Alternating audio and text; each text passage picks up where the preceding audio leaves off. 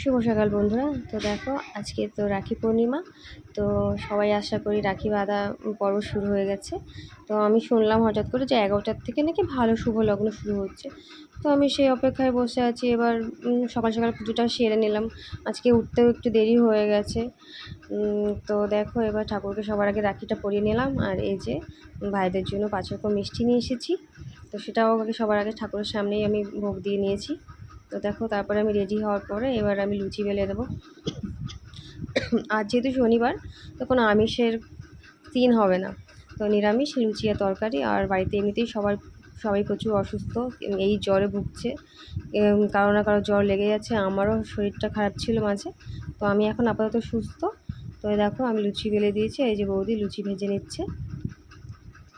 তো আজকে কে কোথায় মানে সবাই তো আজকে মোটামুটি রাখি পরাবে। আর এই ভিডিওটা কে কোথা থেকে দেখছো আমাকে অবশ্যই জানিও। আর প্লিজ লাইক সাবস্ক্রাইব করে দিও, আর ভিডিওটা অবশ্যই দেখো। তো দেখো একে একে করে বৌদি এবার লুচি ভেজে নেবে। আর আমি সবাইকে বললাম ভাইদের যে তোরা একটু গরম জল করে স্নান কর, কারণ সবারই প্রায়ই অসুস্থ। কারোর পেটে প্রবলেম, কারোর জ্বর কাশি লেগেই আছে।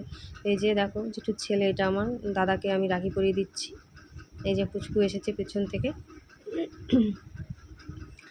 আর দেখো দাদাকে, এটা হচ্ছে আমার দাদাকে আমি রাখি পরিয়ে নিচ্ছি। প্রতি বছরের মতোই এই ভাইফোঁটা হোক রাখি হোক এগুলো তো পালন করতেই হয় প্রতি বছরের মতন। এই বছরও দেখো আমি রাখি পরিয়ে নিলাম। তো ভাই বোনের এই একটা স্পেশাল দিনগুলো খুব ভালো। তো আমি সবসময় মনে করি যে এই দুটো দিন যেন আমি সুস্থ থাকি, সেটাই আমি সবসময় চাই। যে কারণ ভালো লাগে না যে সবাই রাখি পরাবে, আমার বাড়ির থেকে রাখি পরা হবে না, ভালো লাগবে না। আর আমার বাড়িতে আমি একাই, মানে আমার কোনো দিদিও নেই, বোনও নেই। তো আমি ভিডিওটা এখানেই শেষ